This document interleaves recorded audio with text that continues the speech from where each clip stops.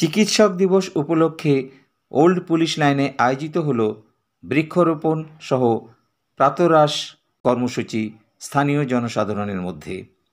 আমরা 1 জুলাইটাকে আমাদের উদ্বোধনের দিন হিসাবে বেছে নিয়েছিলাম 2001 সালে।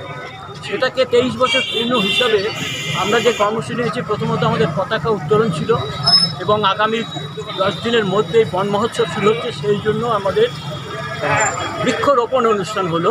পরবর্তীকালে আমরা যেটা করেছি, সুস্থ মানুষদের সকালবেলার জলখাবারের একটা ব্যবস্থা আমরা করেছি।